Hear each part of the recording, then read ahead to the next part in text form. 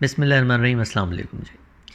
یہ سوال اکثر پوچھا جاتا ہے کہ غامدی صاحب جو یہ بات فرماتے ہیں کہ اللہ کے رسولوں کے ساتھ ایک خاص ضابطہ اور قانون ہے کہ جب وہ دنیا میں آتے ہیں تو ان کے آنے کے بعد ان کی جو آڈینس ہوتی ہے وہ اس پر حق واضح کرتے ہیں، انذار کرتے ہیں، انذار عام ہوتا ہے، ہجرت کی جاتی ہے، اپنے ساتھیوں کو نکال کے الگ کر لیا جاتا ہے، اتمام حجت ہوتا ہے، اور پھر اس کے بعد جزا اور سزا یعنی ان کے اوپر قتال، ان کا دنیا سے خاتمے کا جو خدائی قانون ہے، جو عذاب ہے، اس کو نافذ کیا جاتا ہے۔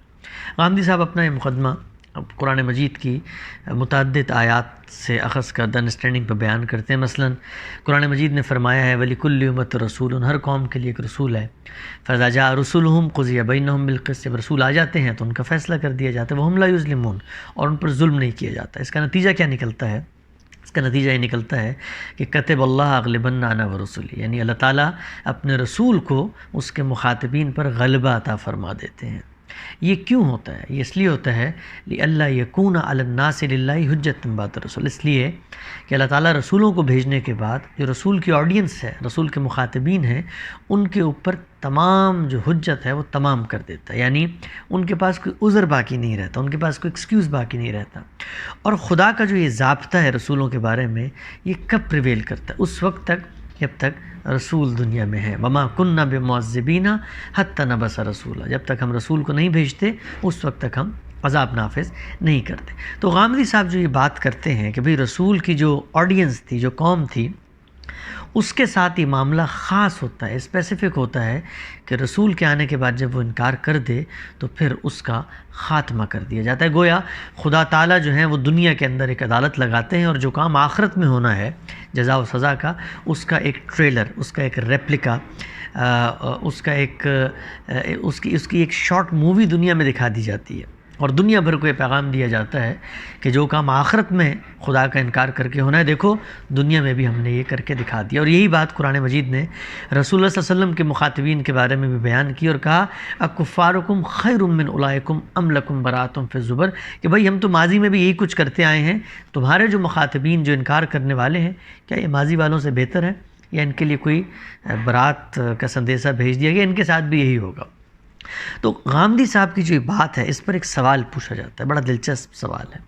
وہ سوال یہ ہے کہ بات ٹھیک ہے، مان لی گئی کہ بھئی رسول کی قوم کے اوپر عذاب آتا ہے، اور وہ رسول صلی اللہ علیہ وسلم کی قوم پر بھی آیا، اور قرآن مجید میں سورہ بقرہ، مائدہ، انفال، توبہ، ہر جگہ پر اس عذاب کی ترغیب اور اس عذاب کے بارے میں ہدایات وہ قرآن مجید میں ثبت ہیں، لکھی ہوئی ہیں، کہا گیا ہے بھئی کفار کے ساتھ تم نے یہ معاملہ کرنا ہے۔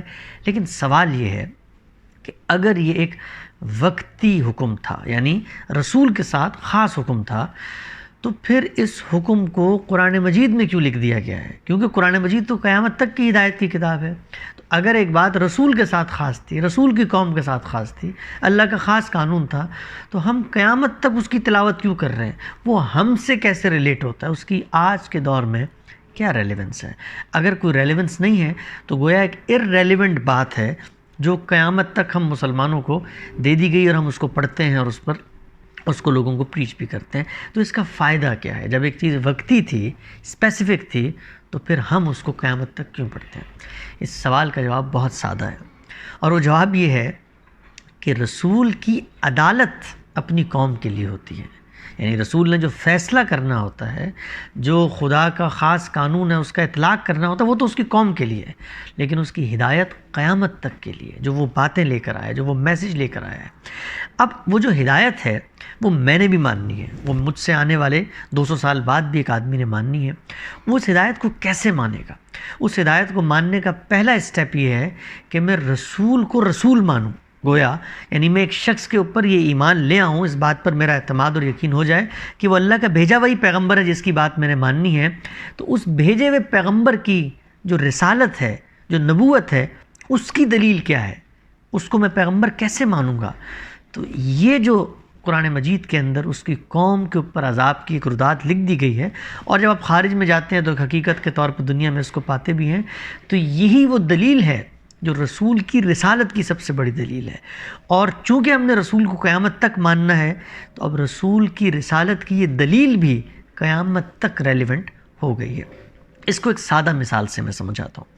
مثال جو ہوتی ہے اس کے بارے میں بات ہمیشہ پیش نظر رکھیں کہ اس کے اندر کریکٹرز اہم نہیں ہوتے، بلکہ ممثل لہو جس مقصد کے لیے، جس چیز کے لیے مثال دی جا رہی ہے اس پر آدمی کو توجہ کرنی چاہیے۔ تو میں مثال جو دے رہا ہوں، اس مثال کا مقصد ہرگز یہ نہیں ہے کہ میں دو سچویشنز کو ملا رہا ہوں، بلکہ وہ جو تھیم ہے اس کے بارے میں آپ لوگوں کو ایجوکیٹ کرنا چاہتا ہوں۔ وہ مثال یہ ہے، مثال کے طور پہ آپ شیکسپیئر کا ایک ڈرامہ پڑھتے ہیں، اس ڈرامے کے اندر دو کریکٹرز ہیں، وہ دو کریکٹرز آپس میں ایک معاملہ کر رہے ہیں۔ مثال کے طور پہ ایک کریکٹر دوسرے کو کچھ پیسے دیتا ہے اور دوسرا کریکٹر اس کو دینے سے انکار کر دیتا ہے، اور پہلا کریکٹر اس کی اس غلطی پر اس کو معاف کر دیتا ہے۔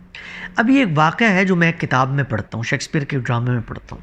یہ واقعہ آج کے زمانے میں اگر میں پڑھتا ہوں اور آج سے 400 سال پہلے کا ہے تو میرے لیے ایک ارریلیونٹ واقعہ ہے، اس لیے کہ پیسے کسی نے دیے تھے، میں نے نہیں دیے، کسی نے واپس نہیں کیے، میں نے نہیں کیے، لہٰذا میرا اس واقعے سے کوئی تعلق نہیں ہے۔ لیکن ایک سیکنڈ کے لیے اگر آپ یہاں توقف کریں تو میری اس واقعے میں دلچسپی کیا ہے کہ وہ جو دو کریکٹرز ہیں، ان دو کریکٹرز کے بارے میں میری ایک رائے بننی ہے۔ مثلا میں نے اگر مجھ سے کوئی پوچھے کہ ان دونوں میں سے ایماندار کون تھا اور بے ایمان کون تھا، بے امانت کون تھا، تو میں یہ بتاؤں گا کہ فلاں آدمی ایماندار تھا اس لیے کہ اس نے تو پیسے دیے تھے، اور دوسرا بے ایمان تھا کہ اس نے دینے کے بعد انکار کر دیا تھا۔ اب یہ واقعہ ایک اسپیسیفک واقعہ ہے، لیکن اگر میں نے آج ان دو کریکٹرز کے بارے میں کوئی رائے قائم کرنی ہے تو میرے لیے یہ واقعہ بہت ریلیونٹ واقعہ ہے، کیونکہ اسی کی بنیاد پر میں نے یہ رائے قائم کرنی ہے کہ کون ایماندار تھا اور کون بے ایمان تھا۔ تو اگر میں نے رسول کو آج رسول ماننا ہے تو میرے لیے یہ ضروری ہے کہ میں اس بات کو جانوں اگر وہ سچے رسول تھے تو پھر ان کی قوم کے ساتھ کیا معاملہ ہوا تھا۔ گویا ان کی قوم کے اوپر جو خدا کا عذاب آیا تھا، وہ عذاب قیامت تک رسول کی رسالت کی سب سے محکم دلیل ہے۔ وہ اللہ کے سچے رسول تھے، اسی لیے ان کی قوم پر عذاب آیا۔ تو یہ جو سوال پوچھا جاتا ہے کہ قرآن مجید میں جو یہ بات کہی گئی ہے کہ رسول اللہ صلی اللہ علیہ وسلم کی قوم کے اوپر ایک خاص عذاب نازل کیا گیا تھا انکار کی وجہ سے، اس کی آج ریلیونس کیا ہے؟ تو اس کی آج ریلیونس یہ ہے کہ میں نے رسول کو آج بھی رسول ماننا ہے، اور اس کے سچے رسول ہونے کی سب سے بڑی دلیل یہ ہے کہ جن لوگوں نے اس کی بات کو نہیں مانا وہ دنیا سے نیست و نابود کر دیے گئے۔